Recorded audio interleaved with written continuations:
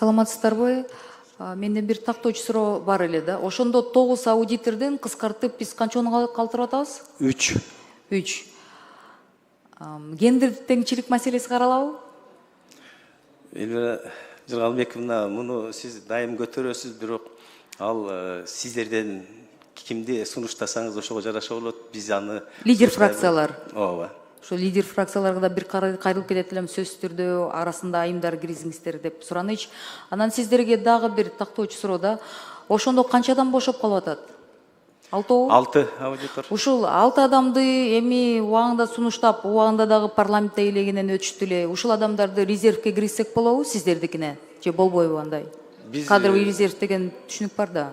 Элвира Жыргалбековна, бул конституциялык мыйзамды кабыл алып атканда шу норманы биз киргизгенбиз. Тилекке каршы парламент каршы болуп койгон. Биз экинчи окууга дагы ушуну сунуштайбыз.